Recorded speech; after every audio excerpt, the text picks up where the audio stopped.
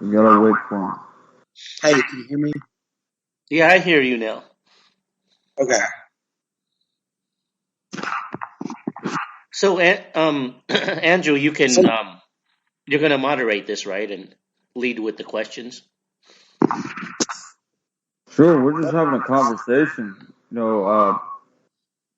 Just gonna talk about random things that America, living abroad, things like that. But how are you guys doing today? Okay, I guess just a little bit sick. And you? I'm good. I'm real happy that I'm getting to leave the country. 'Cause I'm boarding. Finally get to go to South America in a few days. So really happy about that. Oh, that's great. Wow, we're all envious of you. Uh, and yeah, Dusty, how are you doing? I mean, fuck, damn it. What happened? I'm DJ. Okay, yeah, DJ. Yeah.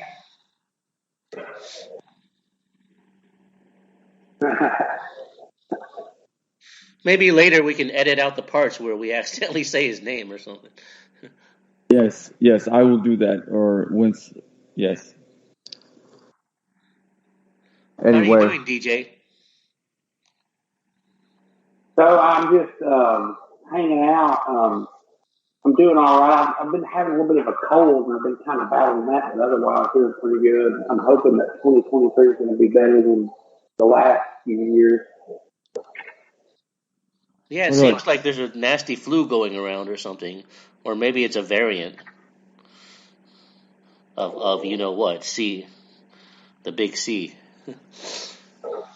Yeah, I don't know. Whenever I had COVID before, it was like I lost my sense of smell, and I haven't done that, so I don't know. DJ, can you adjust your microphone? I can barely hear you.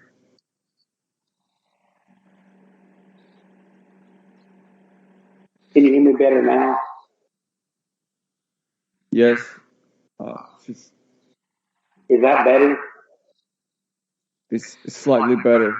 Um, Yeah, it's audible, but your voice sounds louder on WhatsApp than here. Yeah, I'm talking into the microphone the exact same way, which is Are you guys all on a phone or a laptop? I'm I'm on on I'm on. computer, my laptop. Okay, then it should be better Hey, quality. the phone. Yeah, if you're on a phone, it'll be intermittent. I mean, your voice will fade in and out. But it's okay. I mean, just it's better than nothing, I guess. I mean, Hey, do y'all want me to try to get on my laptop? That would I mean, it'd probably be better for the call if we could just hear your voice a little bit better. Okay, so I'll talk so the laptop will work better. I can do that real quick.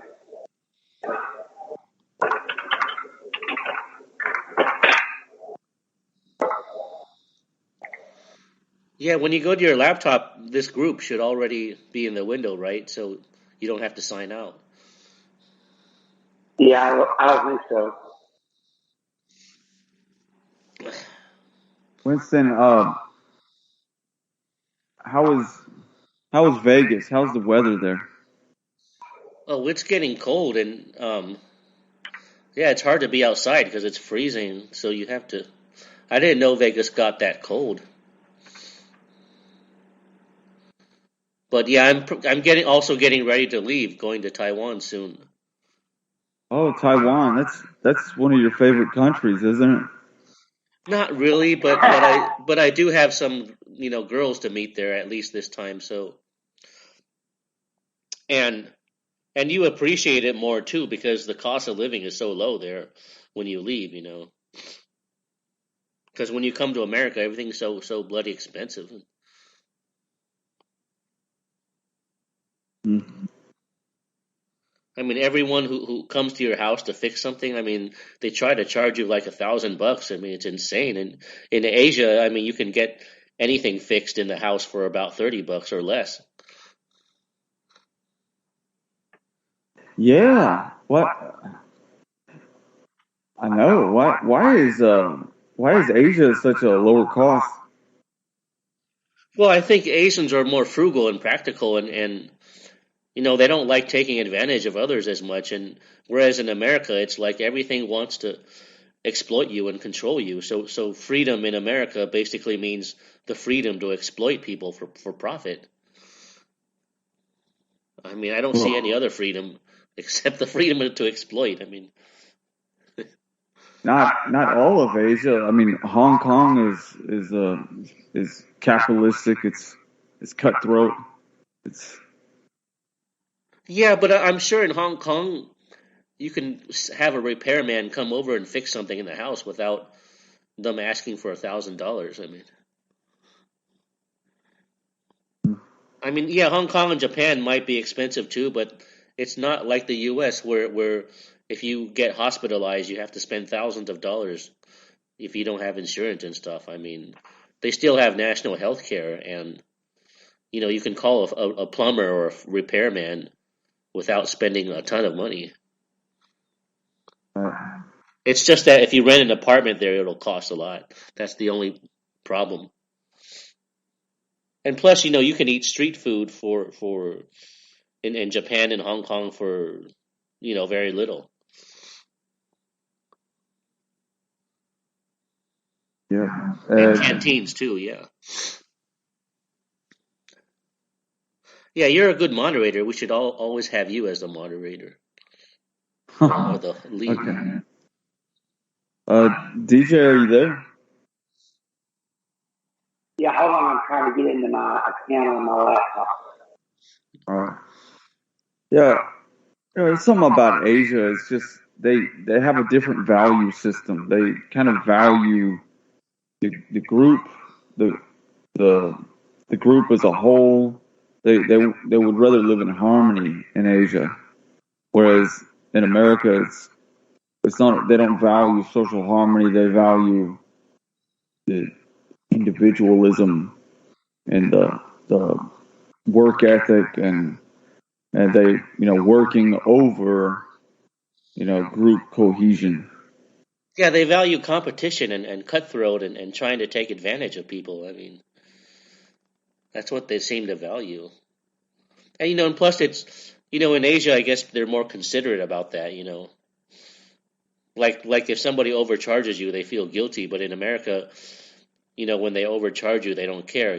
There's no consideration of other people. Like I had someone look at my heater when it was broken, and they wanted $2,700.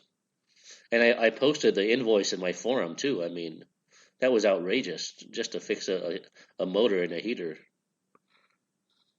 $2,700. I mean, I know this country is it is outrageous on the cost and of everything. It's going up and just yeah, I don't see how people can do that and sleep at night. I mean, I'd feel guilty if I did that. I mean,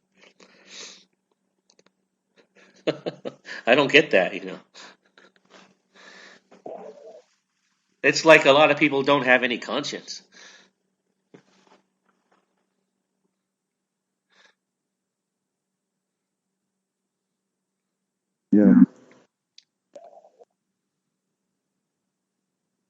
yeah. This but going back to something that we need to kind of make this call a little bit more lively with our conversation here. Hopefully DJ will come back on here, but I wanted to talk to you about Winston. Is that when you brought up this question, why is the idea of living abroad and going to other countries? Why is it not openly discussed? Openly with in casual conversation, you just don't hear it. You never hear it that much, and people act like people act like America is the center of the universe, like we're the center of the world, and it all revolves around us. It doesn't revolve around us. What reason do you think it is that people aren't open? Yeah, I don't know. I mean, I've been asking the same questions. It seems like most people are just very narrow-minded, and they can't consider the possibility of leaving America. They think America is the world, and so it's either Can you guys save hear the me? country or they die. Or you, Yes. oh yeah, are you Is that on your better? computer now? Yes. Yeah, your voice sounds a little louder. Yeah, we're just doing a Yeah. warm-up interview for now. I mean, you're the main feature. You're the one with all the passion and stuff. Yeah, DJ, we want to hear from you on your thoughts about America and Tennessee, because we're both from Tennessee. So we want to, ask you some questions and, what? Yeah. Okay, cool.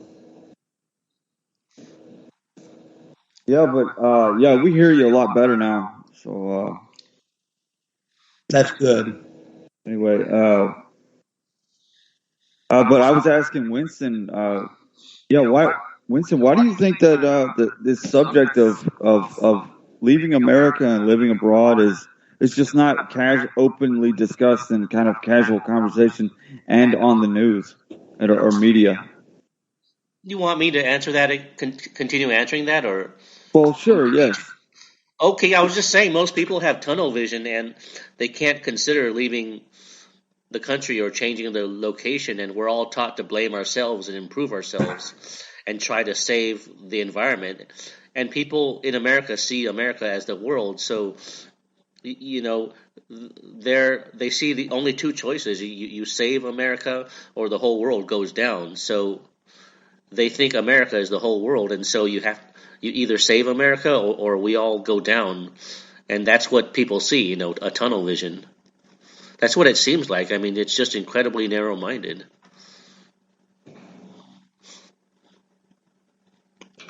Yep. I mean, there's no other way to explain that. Yep. Because if you ask other people about this, most of them will have a mental block and not even consider it.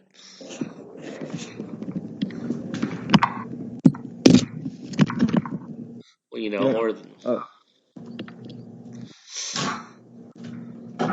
And I'm sure you've tried asking other people too, and I mean, there's just a mental block toward the whole thing. Well, it's not just about the mental block. It's that you really don't hear anyone talk about, I'm going to Mexico. I'm going to South America. I'm going to Europe. Have you ever thought about living in Europe? You don't hear it. At least I never heard it growing up in Tennessee. Maybe in other parts of the country they're more open, but I never heard it. And I didn't even know about living abroad until, well, to be honest, like late 20s, 30 years old, it's just not openly discussed in America. You don't hear it. Yeah, and I'm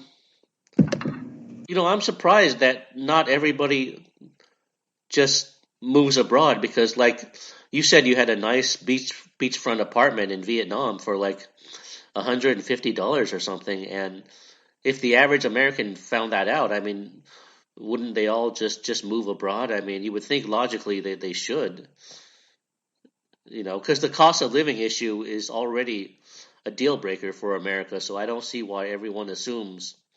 I mean, I don't see why everyone wants to stay in America and never leave if life is better abroad in many ways. It just baffles the mind. You brought up a point that I'm really wanting to talk about, because I'm in this dilemma. Like everyone always tells me, DJ, why don't you go abroad? And I'm like, well, I want to, but for one, I don't have much money. I didn't come from money, so I don't have anyone to fall back on. And two, with everything so expensive today and being a student, I'm broke. So it's kind of difficult to save money to go anywhere. You know what I mean? Oh yeah, of course. I mean, that's always an issue if you if you're, on a, really on a budget, or you don't have the money to do it yet. But at least you're open to it, and you're considering it, and it's on your table. It's on your to-do list. But most people don't even consider it. It's not on their list at all. They either have to stay in America, or die going down with the country. They don't see that option. It doesn't exist in their mind. But you know what's interesting, Winston? The interesting thing is whenever you try to talk to people about going abroad as an option, at least in my experience, people always assume that I haven't thought things through.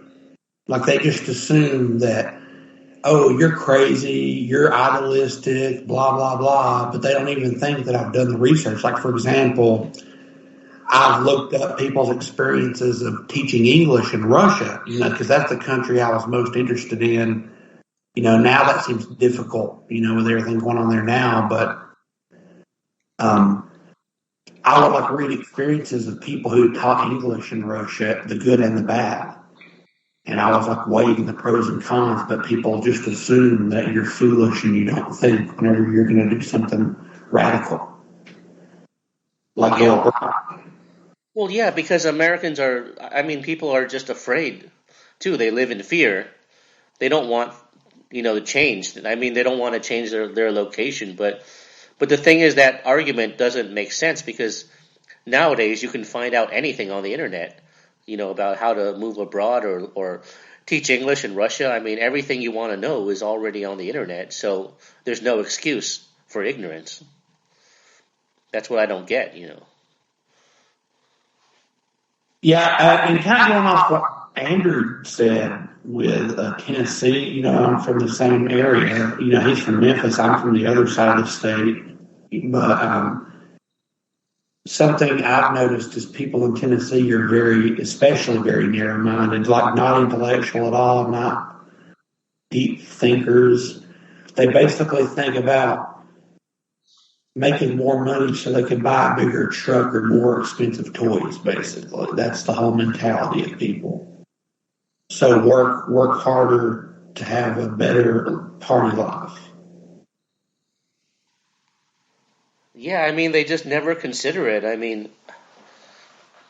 They think it's either America or nothing, I don't know where that comes from, because there's no excuse. Like I said, nowadays you can find out anything online, like, about how the cost of living is lower, and how you can have a better life and more freedom in other countries, more fun too, more social connection, you can find this out. So there's really no excuse. I guess, maybe some people just aren't meant for this, not everybody is meant for that. It's really kind of like how people are so patriotic in America. It's creepy, because I remember one of my old roommates was from Minnesota, and his dad was really patriotic. I remember him telling us, he's like, I told my students, he was a teacher, he's like, I told my students that America's the best country in the world. And they eventually agreed with me. And he didn't really give any reasoning as to why America was the best. And he didn't explain why he thought it was the best, but he just stated it with such conviction. Yeah, a lot of people still think it's the land of the free, but I think maybe in the South people are more patriotic, but over on the West Coast, I hardly see any patriotism at all. It's just a lot of, political correctness and multiculturalism, and just consumerism. That's the only culture I see on the West Coast. I know maybe there's more patriotism in the South, or I don't know, in rural areas.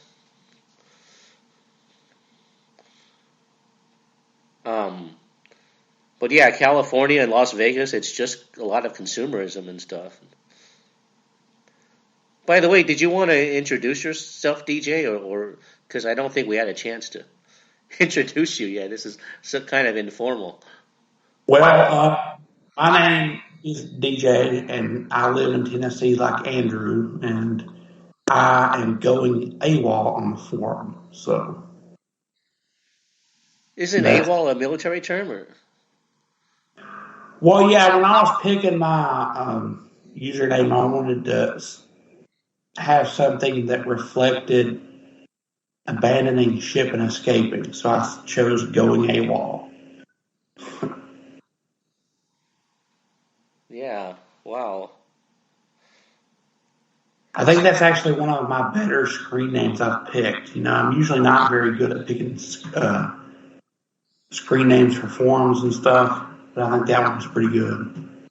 Yeah, it sounds like somebody who ran away from boot camp or something. It's kind of funny. Yeah, if you think about it, America's like that. It's like a harsh realm where you just work hard and shut up and pretend to be happy. Yeah, it's hard to do that. I mean, it's hard to pretend to be happy if you don't have a lot to be happy about, right? I mean, the only pleasure you have is, like we said, consumerism and excess food. I mean, they want you to eat all the time and buy all this fast food everywhere, and but there's nothing else. I mean, there's no human camaraderie or connection or love or romance. It's like you either get married very early in life and settle down, or you're totally out.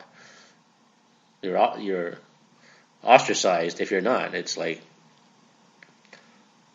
kind of very exclusive, like you guys said. It's just if you didn't get married and settle down after college, you're kind of out. You're out of the game. You're just an odd man out after that, which is too extreme. I don't. I've never liked that. DJ, where would you go abroad if you were to go now? You said Russia, but what are some other places in the world you want to go to? Well, Russia was always the dream. I studied the language and stuff. And Ukraine was obviously always probably a close second. But now both of those are kind of off the table, at least for now. But I've thought about Belarus. Maybe that's a possibility.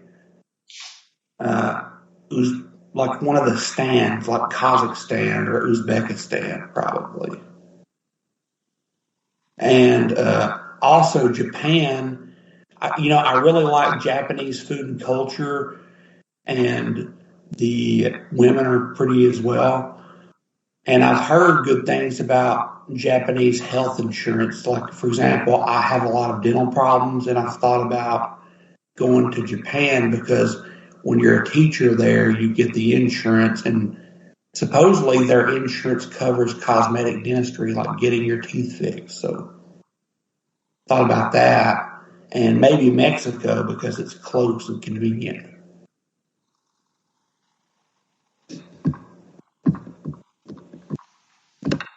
Yeah, that's a lot on the table. I think you should try going to closer countries like Mexico first, so you can get used to living abroad and have some experience Right. before you go to Russia or something. And if you can't go to Russia, then there's somewhere in Eastern Europe or Kazakhstan, like you said. But And I was thinking too, one of the things that people should keep in mind is I think right now the rest of Europe is probably decent as well because the influx of Ukrainian refugees. So that's probably helping the ratios and stuff in European countries.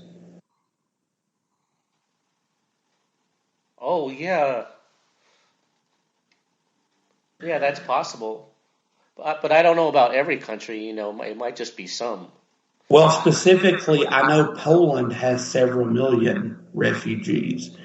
And I've always heard good things about Poland to begin with. So maybe Poland is a country that's going to be on my radar. Oh yeah, Poland's a very nice country. I mean, it's classy, it's refined. The people have values. I mean, it's not degenerate at all. At least not when I was there. I don't know about now, um, but yeah, it seemed very refined and classy, like good values and stuff. But it is kind of reserved and conservative. I mean, Well, it's not going to be wild or something. Well, actually, there is one part that's wild.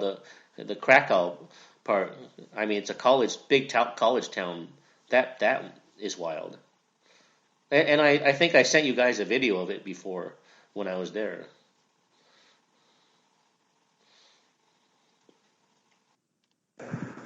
Yeah, Winston, what did you like the most about Russia? What was great about it?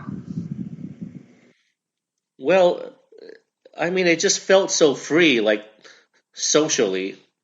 Maybe not politically, but socially. Like you could talk to anyone, you could flirt with women, and it was totally cool.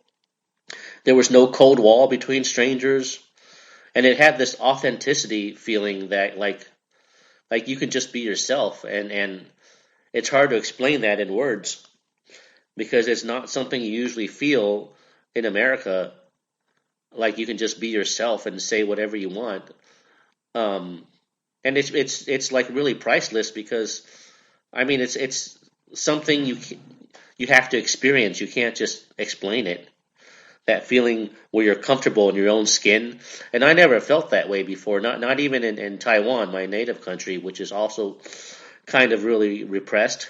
Um, but yeah, that feeling is just priceless. And once you feel comfortable in your own skin, and you never feel social anxiety about talking to strangers or talking to women, it's just priceless. I mean, you realize that in America you were in a psychological prison and you can never get used to it again once you experience it.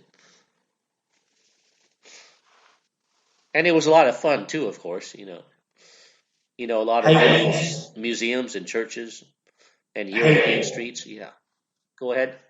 hey, Vincent. I can agree with what you said about Russian people. You feel free to express yourself. I haven't been to Russia, obviously, but I've had different Russian friends, and that's really how it feels with Russian people. Like you can be yourself, and you don't have to censor yourself or tone down or whatever. You know, I even had that kind of good rapport with a Russian teacher I had in undergrad. She was an older Russian lady, but you really felt like you could just say whatever you wanted to say, and she wouldn't be shocked or judge you or something. Yeah, like there wasn't all these taboos, against being yourself. Yeah, and in America, I find that there are so many rules of things that you shouldn't talk about, but a lot of these things aren't really explicitly stated, so you don't know what the rules are, and then you're always breaking the rules and you don't know why no one says. Yeah, that too, but it just feels so like unsocial. Like you just can't go out and connect with people, and people don't want to connect with you in America. And it just makes you wonder, how do people make friends or date women or get girlfriends or get married in America? Because it just seems like nobody wants to connect with other people. So it just seems like a big oxymoron that never makes sense. That's the thing about making friends. You can't force. I mean, you can't force it at all. It happens naturally. Like birds of a feather flock together. Most people tend to relate to people who are like themselves. When I talk to people who are similar to themselves. So, yeah, I mean, you can't force making friends. No, it has to happen naturally. But how often does it happen naturally in America? It's rare, when you find a real friend. I mean, so I don't know how other people do it. Maybe they're just a different tribe or a different type of people. I don't know. I was a total misfit being from Memphis, Tennessee. I was born in the wrong place. I definitely don't relate. I mean, I don't like football games. I don't hunt. I don't go hunting. I don't go fishing. It's just, is boring to me. That's what a lot of guys do here, and I didn't relate to them. I never, but I had friends growing up, but it's just, I Yeah, never but fit I into think it's deeper the than same. that. There's some type of wavelength that we're just not connected to that divides us. For example, if me, you, and DJ, if we were on a fishing boat, we could be fishing and talk about all this stuff too, and it'd be fine. Because we're on a similar wavelength. You see what I mean? So it's not the activity; it's the wavelength.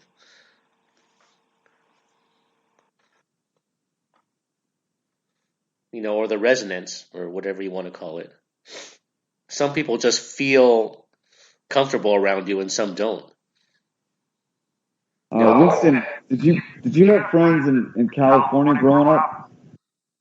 Yeah, I had some here and there, but I mean, the friendships would don't last. Like they grow apart very easily, or like with my ex girlfriend, like they can sense that you're different and you're going a different way, and that you're not obsessed with your career like other people are, and so it's like even if they like you, they eventually they further drift away from you after a while because someone like me values social connection. I don't care about my grades or what university I go to or what career I get. I mean those things don't make me happy or fill my void, but that makes me an outcast in the San Francisco Bay Area because you're supposed to care about those things the most. So yeah, I mean, even I was a misfit in that culture, but if everyone is normal and going that way, and they sense you're not, I mean, it just makes you drift apart from your friends, and even your girlfriend eventually drifts apart from you if you have one. So even though it's hard to make friends in America, once you make them, I mean, you can easily drift apart very easily. I mean, people don't stick with you through thick and thin.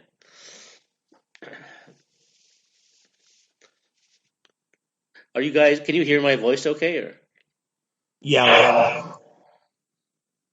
okay. Yeah, I hope it's loud and clear, but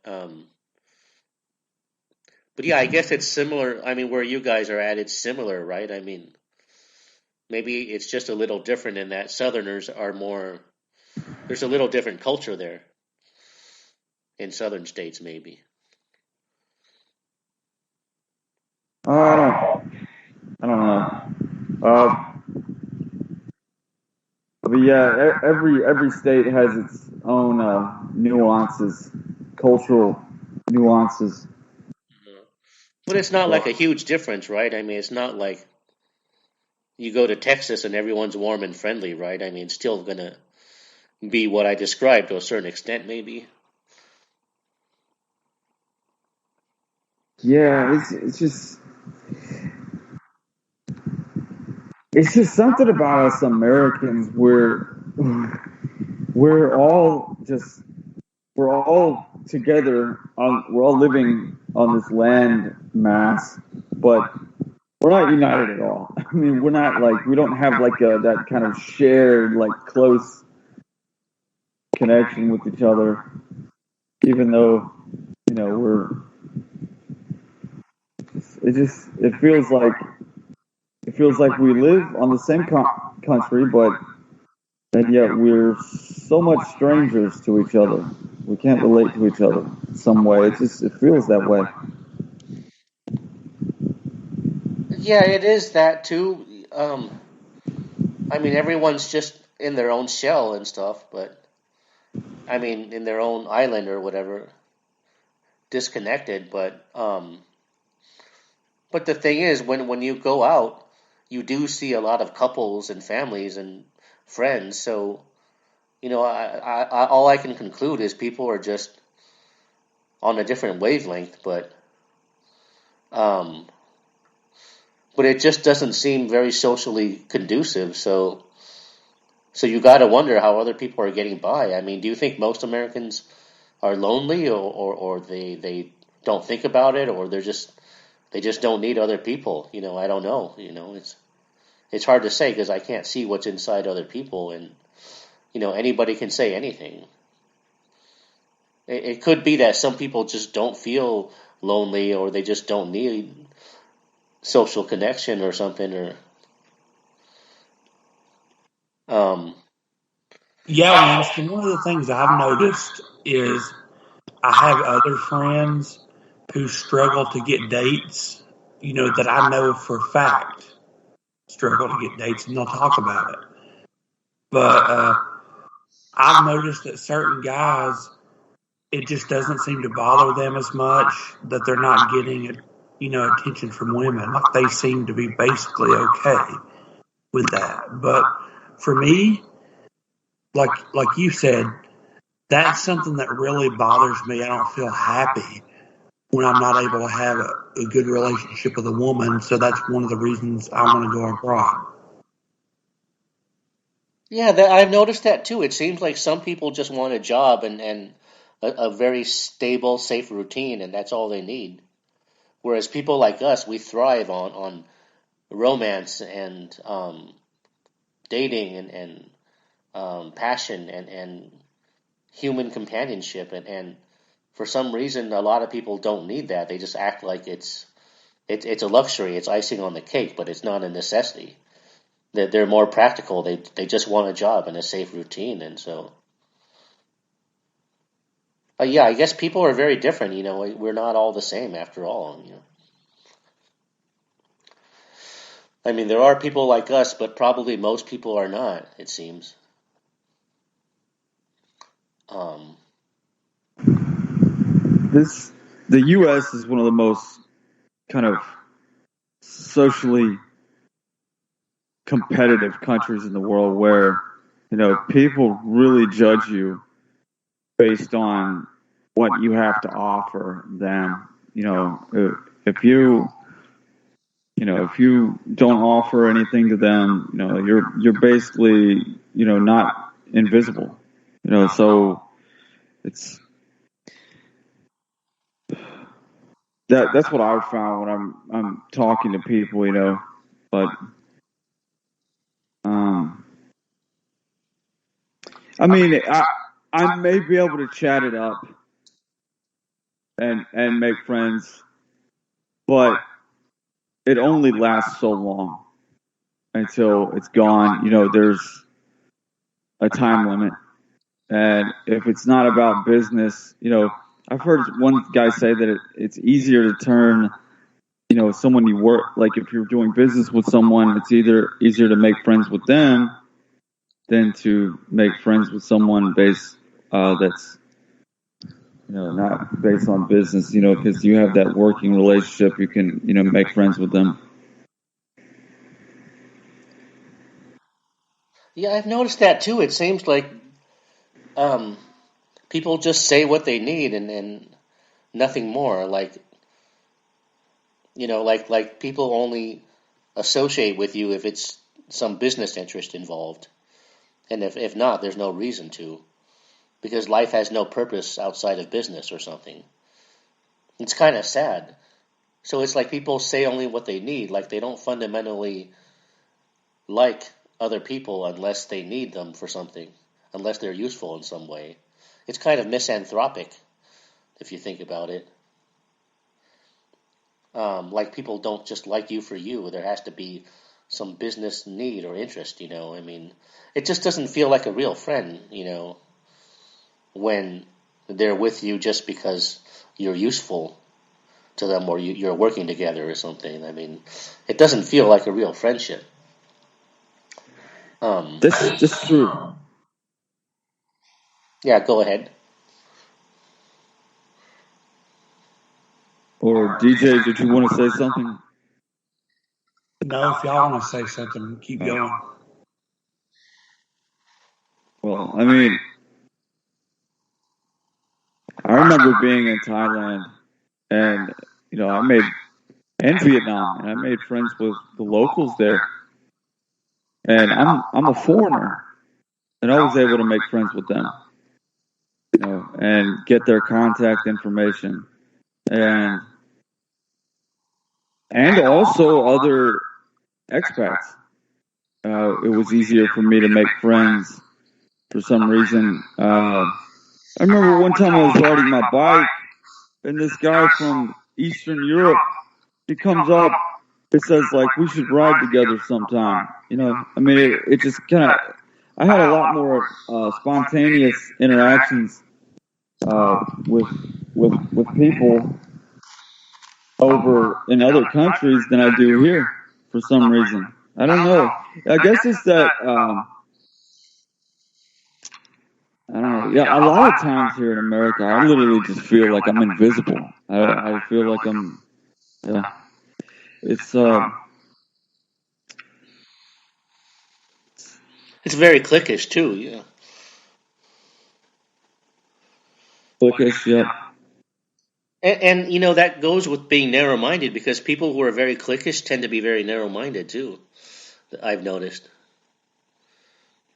But yeah, when I was in Russia, I noticed the Americans that were there, and the Europeans and others, they were more open to talking to strangers too. It's like the environment rubs off on you, and it makes you into a different person. Remember a few days ago, you guys were chatting on WhatsApp, and you mentioned something about the environment, like it's the environment, it's not you. Do you guys want to expand on that, or what you were talking about? So what I had said, Winston, was, usually I would describe myself as a shy person because in the United States, usually I don't have the confidence to even approach a woman.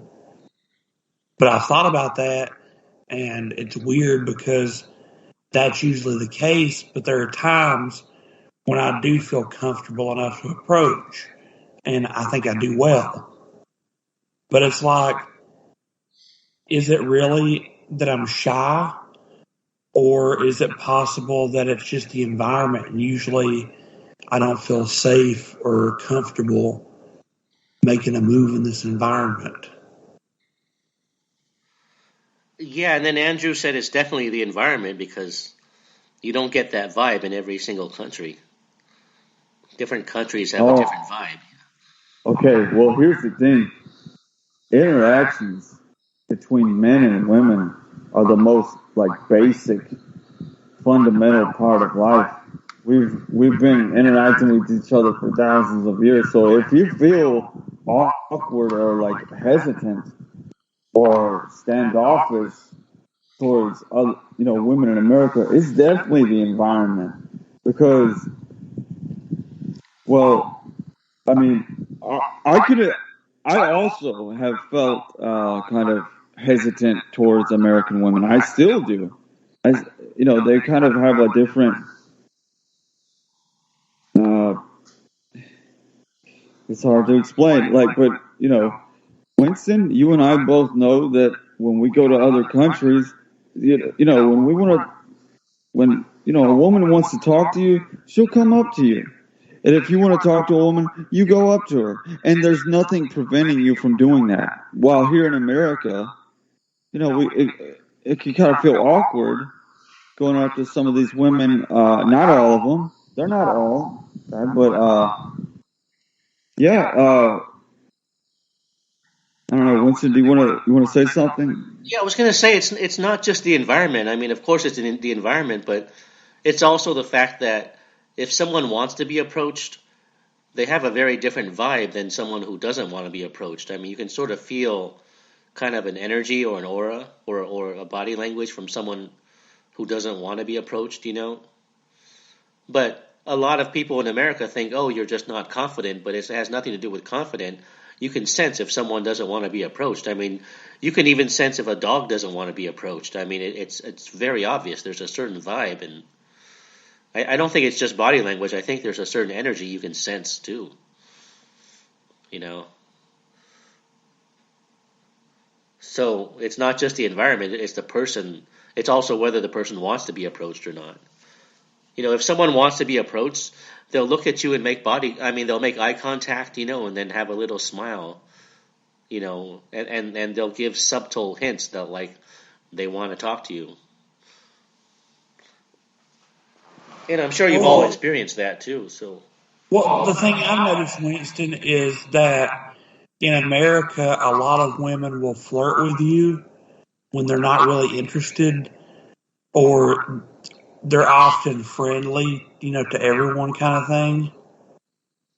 So it's often ambiguous where they're coming from emotionally or socially or whatever.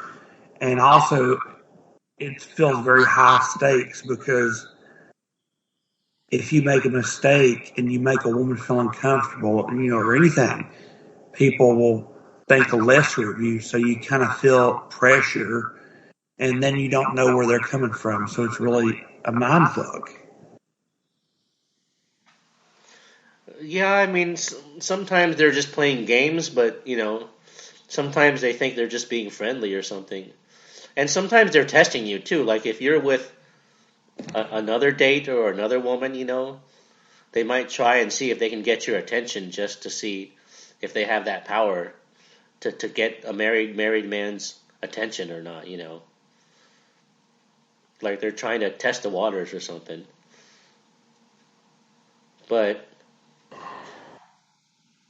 yeah, that doesn't happen as much on the West Coast. I mean, people just don't flirt at all. I mean, at least not that I've seen. I mean, I've never seen anyone, even on the Las Vegas Strip, I've never seen anyone cold approach a woman and start flirting or trying to pick her up. I mean, you might have seen that in the 80s and 90s, but you just don't ever see that anymore. I mean, even a young, handsome guy doesn't do that. You just don't see it, not even in the Las Vegas Strip. I mean, From what I'm told, Winston, now I don't know how true this is, but from what I'm told, the guys who are the most attractive, they just get poached on social media by women. Like guys on Instagram, the women like their photos, and apparently they message them. I don't know, but that's what I'm told. oh yeah, I mean, if you look very good, I'm sure you get more attention on social media, especially if you're a girl or a woman. But I don't know about guys because the women are so picky. I mean, it's hard to imagine. I mean, you can't just probably be handsome. You have to look really, really good probably to get women approaching you on dating sites or social media. Um, unless they're scammers, of course. But I mean, like genuine interest. But I don't know. I'm not one of those guys that gets approached on social media, so I can't speak for them. So, Winston, one of the things that interests me, not just around the dating in America issue, but just life in general, is there's like this phenomenon I notice with people, especially American people, where like all these different rules in society change. Like when I was younger, Winston, here in Tennessee, you could pick up the phone book if you wanted to, and you could call, like, let's say you had a crush on a girl in your class, and you knew her last name, so you could look up those names and call and ask for the girl if you're a guy. Is Christina there? And you would call the different last names until you got her number and you were able to talk to her. You could do that. Like that wasn't taboo at all. But it's like that didn't even exist now. It's like there was a download frequency change, and now everyone is very paranoid. And you can't call strangers. You can't really talk to strangers in the grocery store. But like I said, none of that stuff used to matter. Like nobody cared, but now everyone cares. That's kind of weird. You know what I mean? How rules just change and everyone goes along with it, and nobody really questions why that is. Yeah, I noticed people don't call each other on the landline as the way they used to. Because before there was computers and smartphones, I mean, there was nothing else to do. You either called your friends on the landline or nothing. or or you would hang out, or there else there would be nothing to do but watch TV. But What I'm getting at is there, like, the whole social dynamic completely changed because as a guy, you here in America, you used to have so much more freedom to contact women. Nowadays, you can't. So it seems like you said, if you're not a part of the frequency and you just don't have your woman in your script, like everyone else, you're just screwed in America because you can't cold approach. You can't randomly message women on social media. Now, you could do that as well. Like on MySpace, you could add a woman as a friend you didn't even know, and she would talk to you. But nowadays, that doesn't exist. And you can't just try to flirt with women in your class, and you can't flirt with women at work.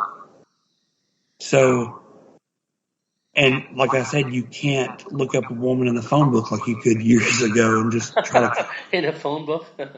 Yeah, I haven't tried that one yet, but no, that would be like I cool. said, Winston, that's what I used to do as a teenager. Like back in the day, you could do that, and that was also like a cliche on old TV shows in America, like Leave It to Beaver and stuff. Do you remember how like the teenage boy would call the girl on the phone and ask for a date, and she would say yes, and then he always hangs up and is like, yes, yes, yes. You know what I'm talking about? That kind of thing. That's how it used to be.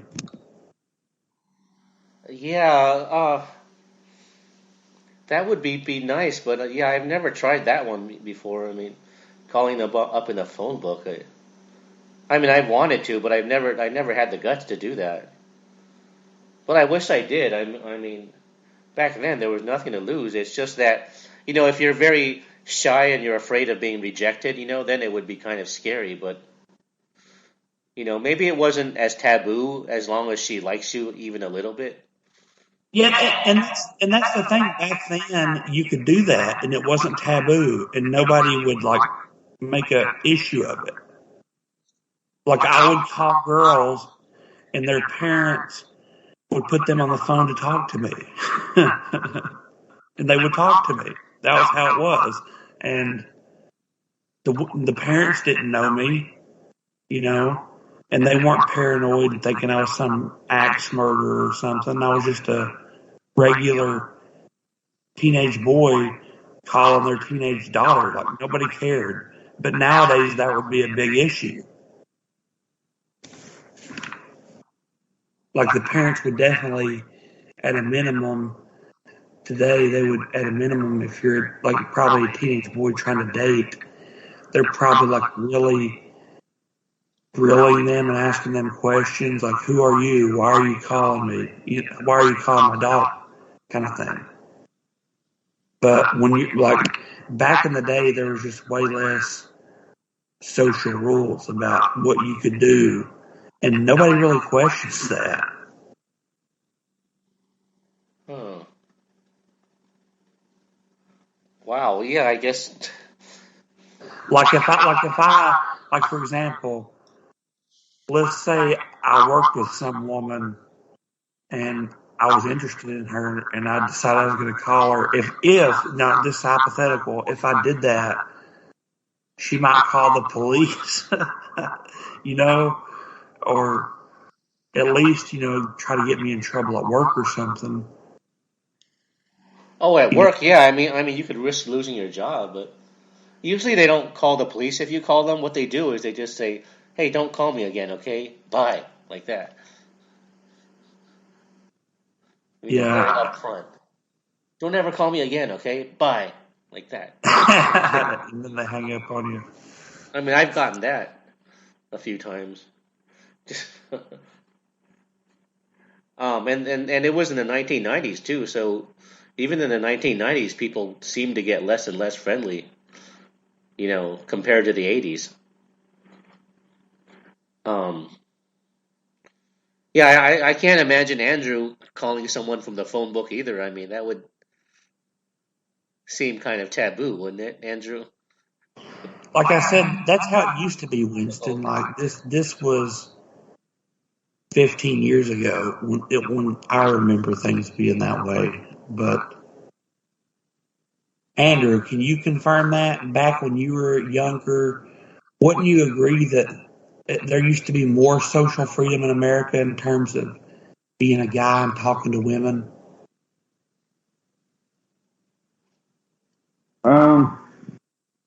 It definitely felt more open. Yeah, I think with social media and phones, the smartphone ruined everything because everyone started looking at the phone and text messaging instead of picking up the phone and doing a phone call. And yeah, you could approach girls, just more. It felt natural to approach girls, whereas now, I mean, now it's kind of, I feel natural doing it, but yeah, I guess.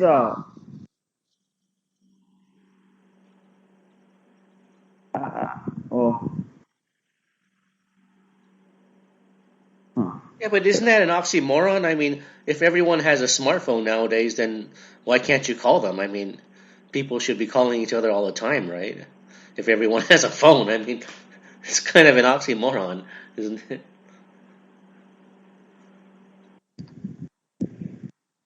Yeah, but people, I think there's some like study that says people prefer texting over calls. Why is that? Yeah, but I mean, if you're talking to a good friend, I mean, you'll want to talk once in a while. But so I don't think it's just phones. There's probably some darker element going on too.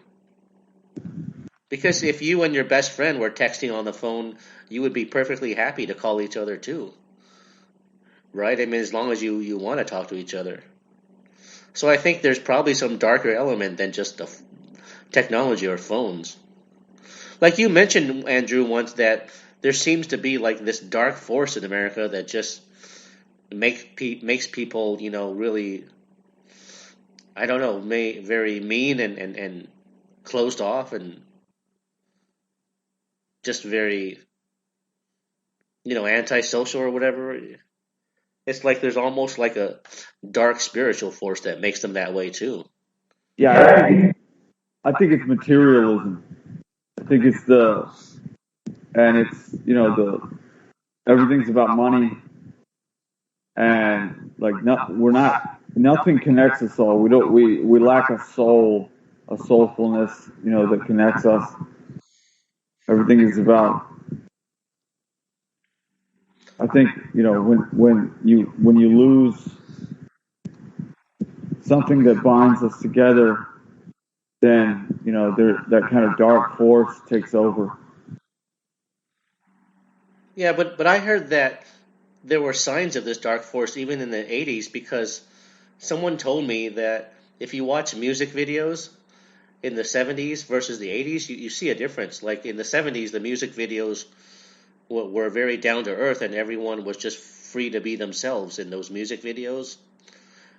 Whereas in the 80s, all of a sudden, the people in the music videos, they started looking very, very pretentious. Um, like they couldn't be themselves. They had to put up some fake image. And you do see that in the music videos of the 80s and like in MTV or something. If you ever watch MTV from the 80s, you'll notice that people look more pretentious than they did in the 70s.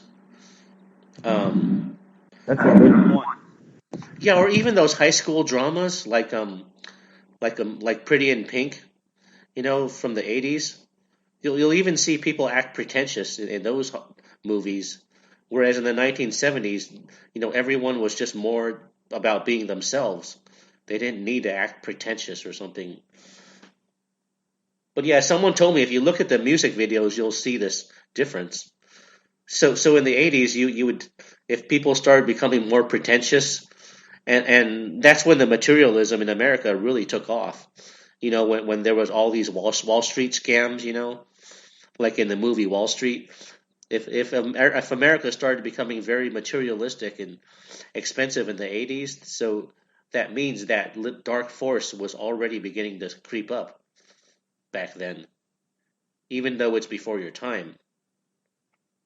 But it's all relative. I mean, I'm comparing the 80s to the 70s.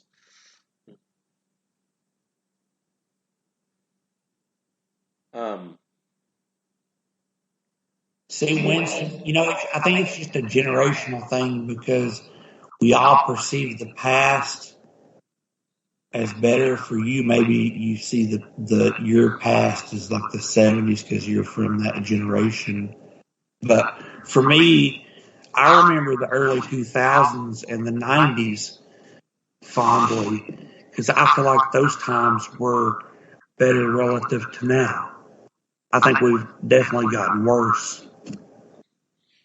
yeah, it does seem relative in a sense. But I mean, you could look at those music videos from the 70s and 80s and see that too. I mean, that people weren't as pretentious in the 70s. They just acted like themselves. Um, and you can see it in some of the movies too, I guess.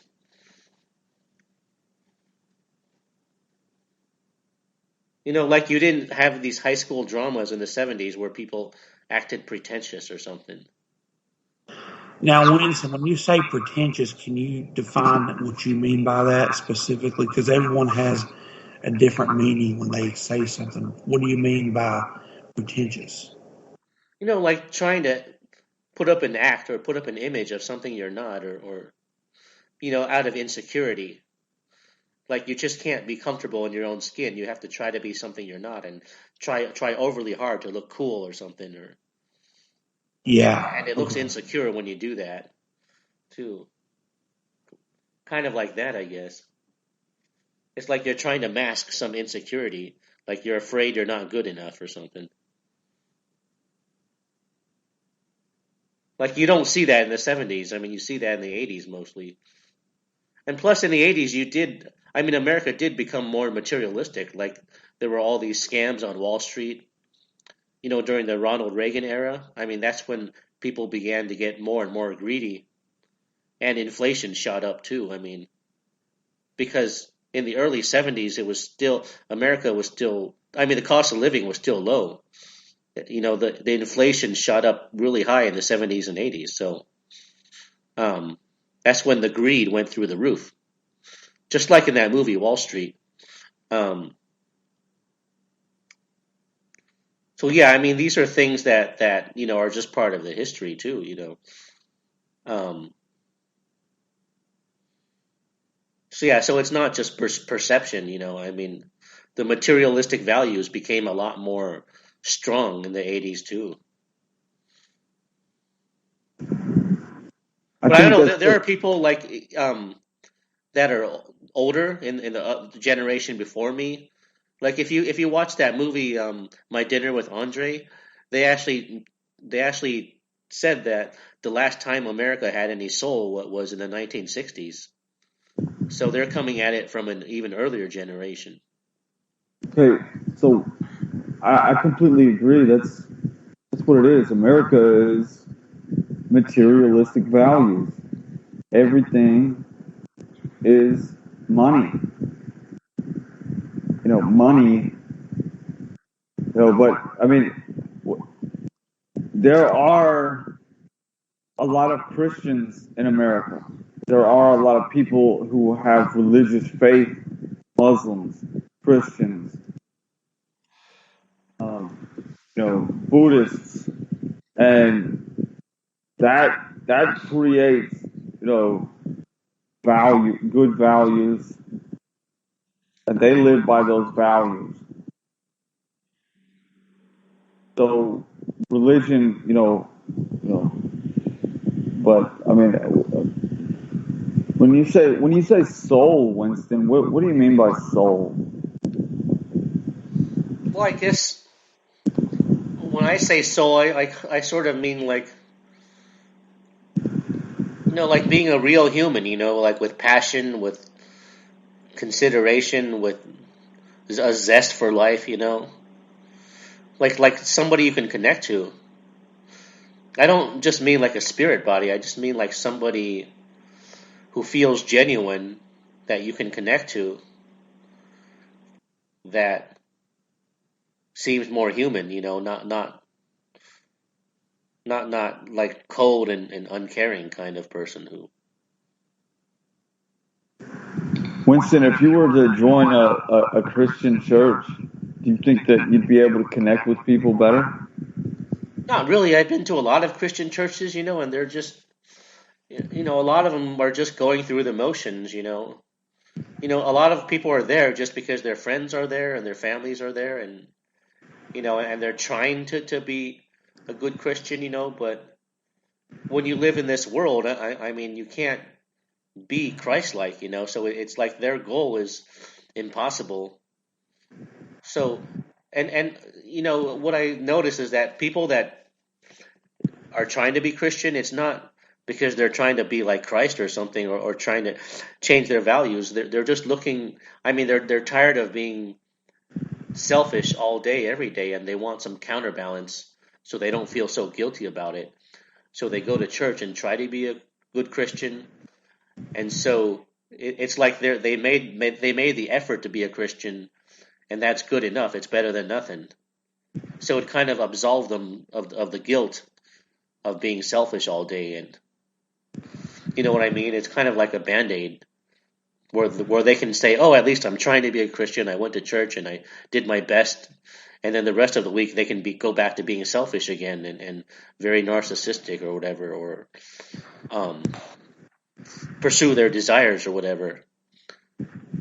Um, it's kind of like a Band-Aid. Like I don't want to be too hedonistic or something, so I try to find a spiritual side too. But it doesn't mean that I am a saint, or that I live like Jesus Christ or something like that. I mean, that's just impossible. I mean, nobody can be, Christ-like and perfect. So, you know what I'm getting at? It's kind of like a Band-Aid. But I mean, yeah, sometimes you can meet nice people in church, but most of the time it's just superficial, because having a common interest doesn't make you friends. I mean, you still have to think the same and see the world the same way, and be on the same wavelength.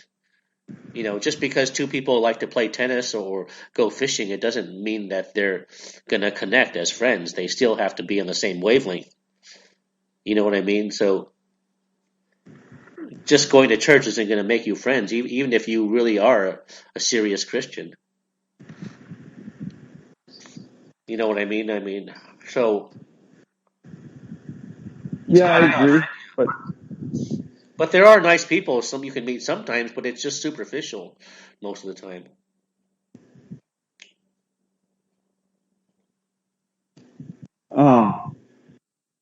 DJ, how's the social aspect of Knoxville?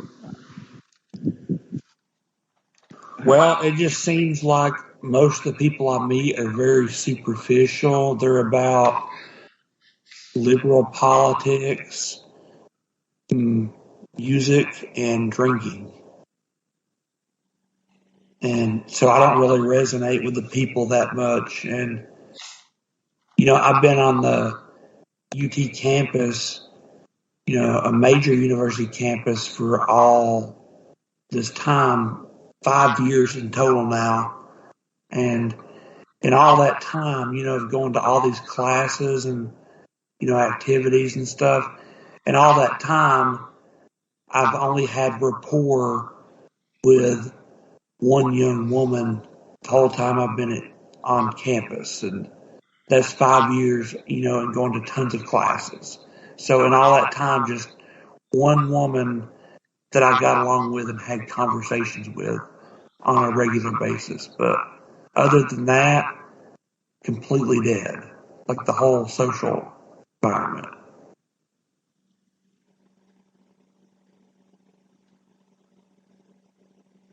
Oh, wow.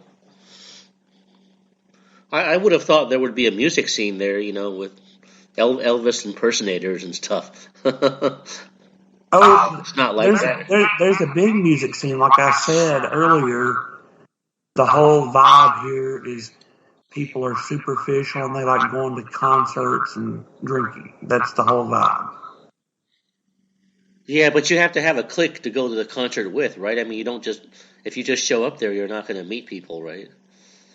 It's is it Yeah, kind of cliquish too? like I've gone to bars and stuff, and when they're having concerts, and yeah, that's how it is. You know, you go and you're hanging out and drinking and listening to music, and you know, some people might be friendly enough and have um, superficial conversation with you, but that's as far as it'll go.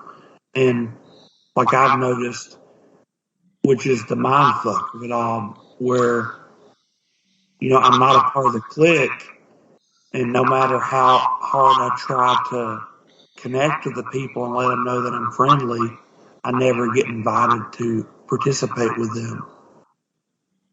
Yeah, it's like there's often this cold wall between you and other people too. It's like sometimes you said they might talk to you superficially, but sometimes not. Sometimes there's a cold wall, and you can feel it, but people act like it's normal.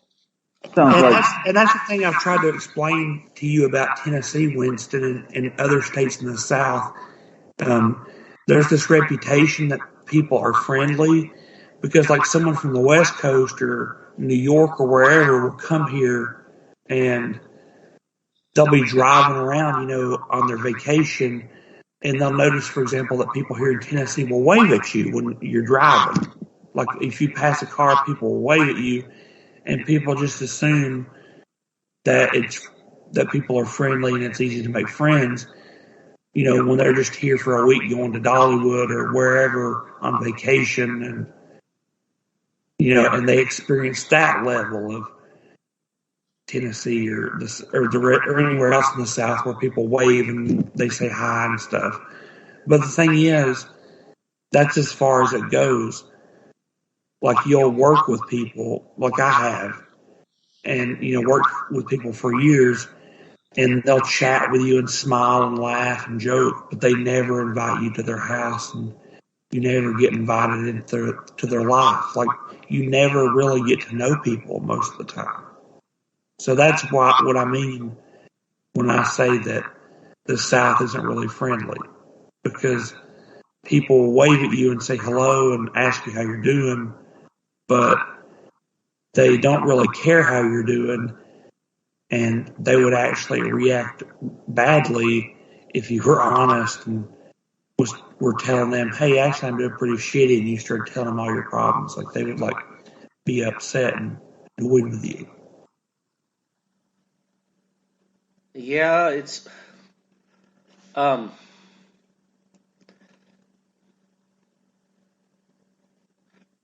yeah, and there's also that phenomenon where the grass is greener on the other side. So like if Andrew went to California, he might think people are friendly there too, because it's just the grass is greener on the other side. I mean, Well, phenomenon. It's I, almost like a Murphy's Law a little bit too. well, I think the thing is with like they said, the South. Like, if you're coming here for a week, like a lot of people do, or whatever, you get that impression. You know, that's what you see. You're on vacation, and you see something new and different, and that people are waving at you or saying hello, and they just assume, oh, it must be really easy to make friends here. But no, it's not. No, and also people sense if you're a tourist too, and so if they think you're a tourist, they might give you a little bit of an extra welcome or hospitality or something. Um, because when you're a tourist, you sort of give off a certain vibe, that people pick up on, like you're not from there. It could be that too. But the sad thing that I've noticed about America is if you're alone, I mean, you just don't have any value. Like, but if you had a wife or a girlfriend, then other couples might invite you out for a double date more than if you're just alone. You know what I mean? It's like you have to have someone to validate you and to give you value, because a single guy doesn't have any value unless he has a lot of friends or a girlfriend or something or a wife. And that's kind of sad. It's like you don't have value as a man in America unless you're with other people.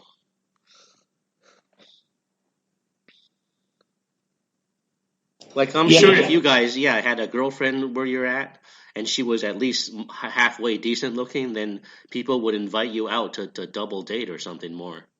You know what I mean? With other couples. Isn't that how things? I mean, isn't that how it is in America? You see that in the movies too, like like couples double date with other couples. And don't you hate how in the movies it looks so easy, like you just go out and people talk to you, and it's nothing like that in real life, Well, I think the thing is with the United States, like you said, there are the double dates and stuff. But I think when you're a single guy, people just discriminate against you. They're wary of you. Like a woman doesn't want to hang out with you unless she's interested in you romantically, because she just assumes that you're going to be romantically interested in her. So that makes you persona non grata. And then a lot of guys, I think they're basically content to have their job and money and, their toys, whatever their toys may be, whether they be video games or guns or whatever it is, and they're content to have the few friends they already have. You know what I mean? So they're not really open to hanging out with new people.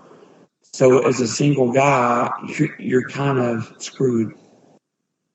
Yeah, it's just so narrow. I mean, narrow-minded and tunnel vision. I mean, seems like most of America is like that.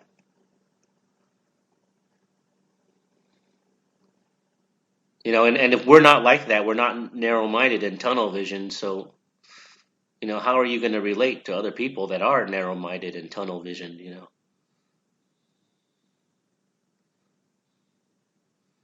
Yeah, it's hard. Oh, go ahead.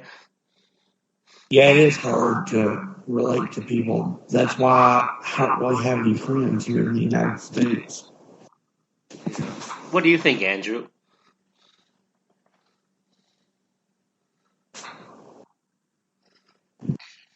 Well, I think it's different in different parts of the country. Like in some parts of the country, you'll get along with the people there, and then in other parts you won't. For example, I've heard, for example, Winston, you've heard talk about Seattle, that people in Seattle are just not very open to, outsiders. And then you'll go to other parts of the country and people are just more open and talkative.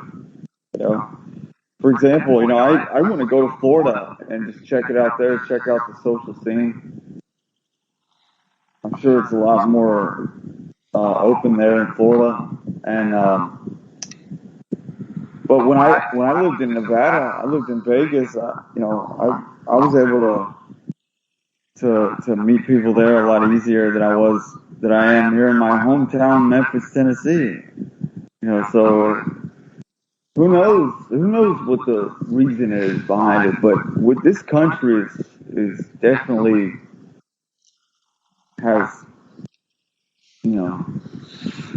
so many different aspects to it.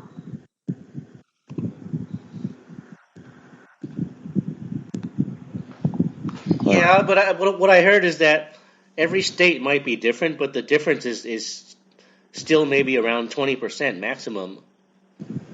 I find that if you're not an American woman's type, I mean, any state you go to, they're still going to say you're not my type,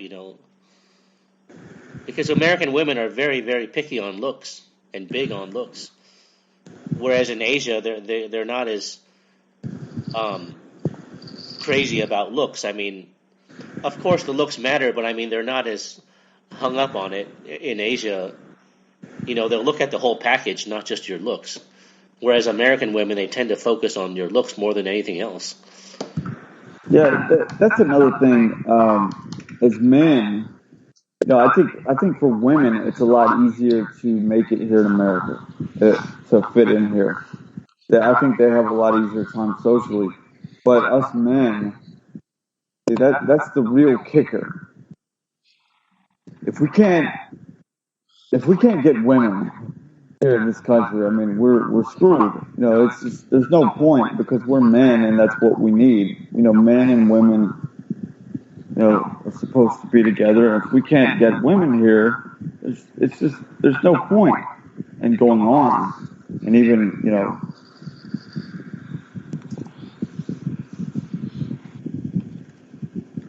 Hey guys, I'm gonna have to get off here. I gotta go to sleep.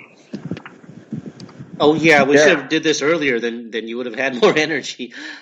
Maybe next time we could do it earlier or something. Yeah, that'd be cool. Do you have any other remarks then, DJ? Or I'll just say that it seems like things are getting worse with the social scene in America. That's all I'll say. Yep. It's getting more closed off. It's getting more segregated and cliquish. Yeah, I will agree. yeah, and I heard that even families are not that close anymore. Like your relatives, your cousins, they're not as warm and sociable as they were a long time ago. Yeah, very true. Very true. They are, in my family, they are distant. They keep themselves at a distance. Yeah, and it's so insulting when you watch the movies or TV shows and everyone looks so warm and sociable. It's like where are those people? Right. Doesn't that insult you when you see movies and everyone looks so open and social? Yeah, I remember watching, the 70s movies. What was that show, that 70s show? And then like the Brady Bunch. It's like, hey, how you doing? And it's just everyone looks so just openly happy, and it's just it doesn't seem like that now. Yeah. Well, that 70s show is a modern show, right? Trying to imitate the 70s. Yeah. But the Brady Bunch was a genuine 70s show where people look more wholesome or something. Sure. All right. I don't know if I showed. Did I send you guys that letter from my kindergarten teacher before from 1979? It was very warm and caring letter. You did. And what about that letter? It's a 2-page letter card, and if you zoom in on it and read all her words, I mean, you can see that she was very warm and caring, and had a heart of gold. I mean, you just don't see people with that attitude anymore. Wow. Yeah, I wonder how many kindergarten teachers do that now.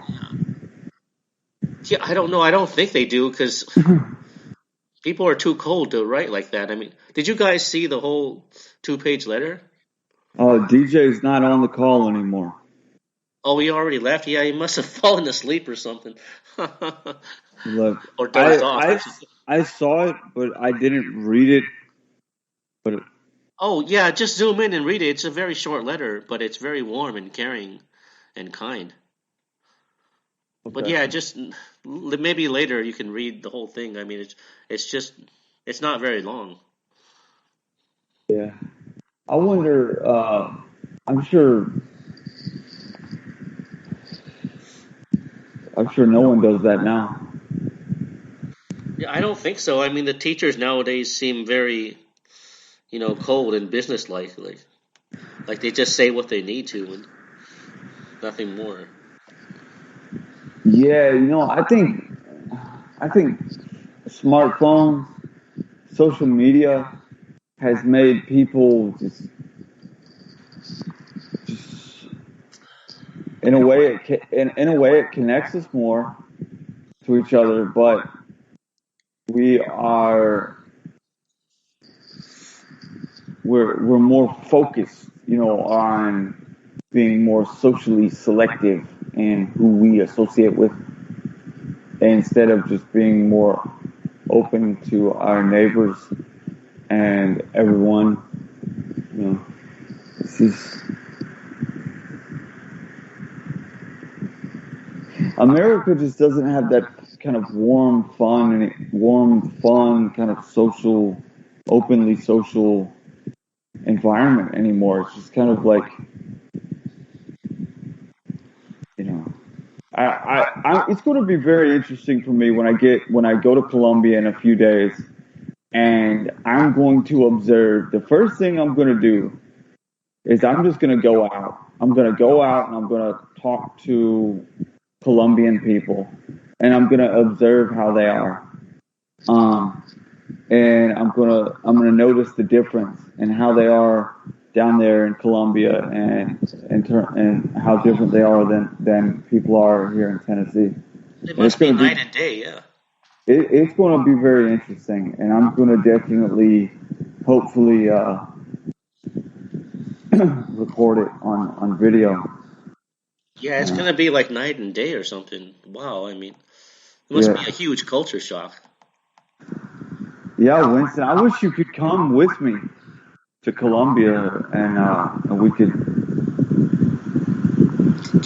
I do too. I mean, do you even know where to go? I mean, do you have an itinerary, or you know where you're going? Or I've been there. I've been there before, so I know where to go already. Oh, wow. Yeah, I mean, isn't it possible for you to be an expat there rather than Vietnam? Or? Well, sure, but no, I love Asia, but yeah, I had to get out. I couldn't take Tennessee anymore. It's unbearable. It's so miserable being here. I mean, it's like life has no point in America. I mean, if you're not married and settled down, there's nothing for you.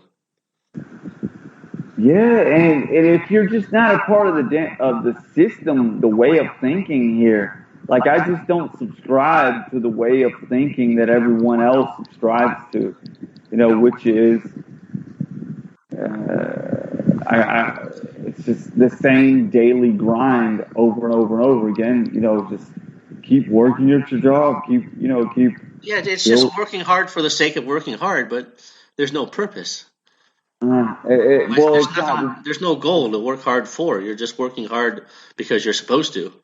Yeah, and it's not just about purpose. It's just that you just don't feel happy. Like your heart's not even there. So how can you work hard if your heart's not there? Your heart has to be there to work hard, right? Yeah, and once you felt the happiness and the light and the positive energy elsewhere, once you felt those things elsewhere in the world, and then you come back to America and you feel this different type of energy. It's so different that you don't want to. You want to stay. You want to stay where you are. I mean, you never want to go back to America again. At least for me, and I could. Maybe I feel this stuff differently than other people, but but man, the difference is night and day for me. Yeah, like I said, I mean, if your heart's not there, you're not going to feel like working hard, but somehow you're supposed to, and some people are able to do that, able to work hard just for the sake of it. I don't know, maybe you have too much of a heart. I don't know. I mean, some people don't need their heart to be there. They can just work hard for the sake of it. And some people, when they come back, they forget their whole trip and just readjust back to America. And I don't know how they do that. Yeah, maybe some people don't have a heart. There's a lot of Americans that they'll take quick trips to Cancun, and beach cities in Mexico, and then they'll go right back to America. And I mean, the thing is that why take a vacation when it's just going to be over? Why not? I don't. Well, I don't know. Well, I mean, a vacation is better than nothing. I mean, if you need to get away and do something. Sure, yeah, but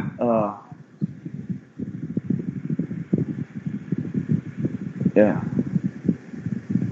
But I mean, if you can do that, you're lucky because in America there's so many things that try to tie you down and distract you that it's just hard to move or do anything when you're here. Yeah, I think that's the main thing that was discussed in this call is the materialistic values of America and how that lacks a real kind of like genuine soul. You know what I mean? Like that kind of like that 1970s, like, inviting people over to your home and, you kind of have a barbecue, you kind of have a backyard barbecue together and you're playing with, you're having friends over and it's kind of a fun vibe. Maybe people still do that. People may still do that, but man, it seems like people are not that open to each other anymore that much. Yeah, and even churches used to have outings where you would have a lot of fun, and I don't know if they do that anymore. But I mean, it doesn't.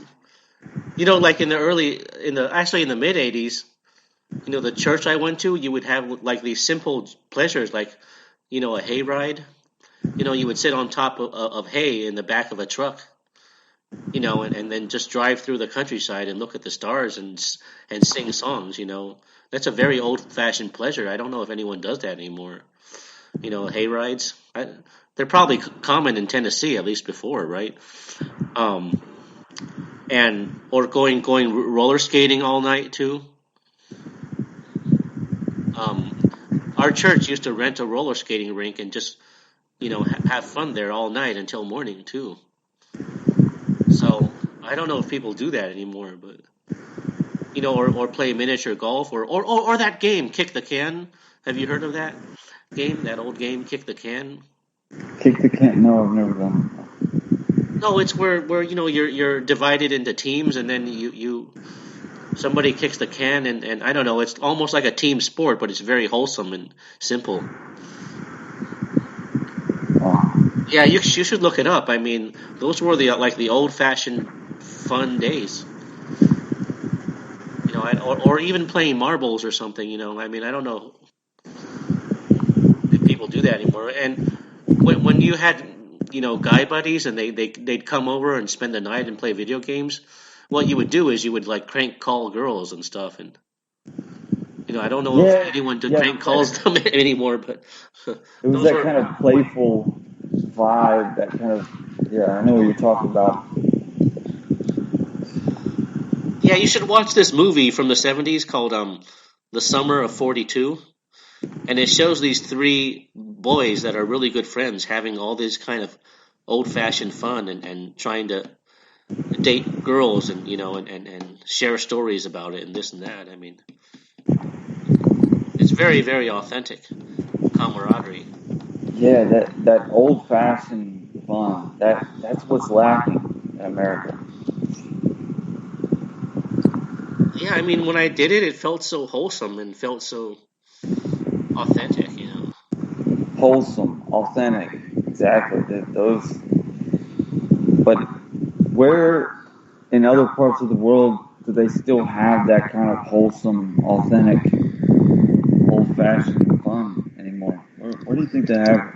Well, I had some of it in church, so there might be some churches that have that, but there's so many churches and they're all different, so it's hard to find a good church that does that. You'd have to ask around or get a sense of the vibe or something.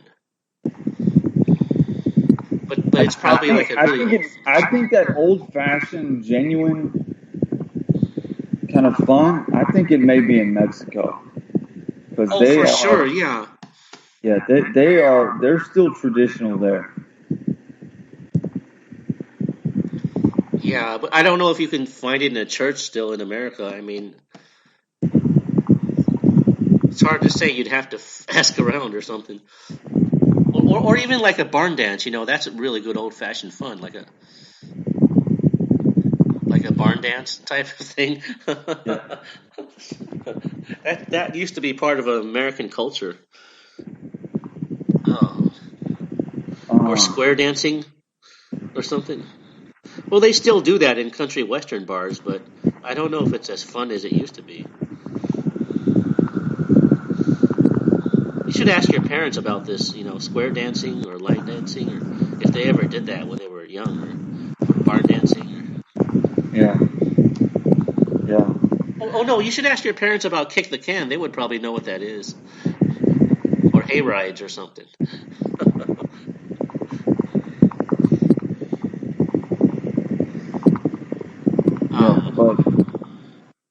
Yeah, talk to your parents about that sometime. See, they'll probably know what it is.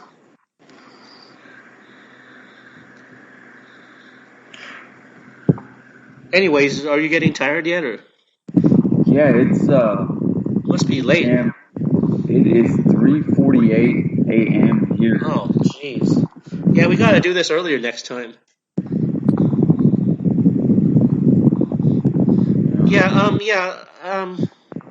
Yeah, when you edit this, see if the first part is worth keeping, or you just want to cut out the first 5 minutes because it's just a lot of waiting around.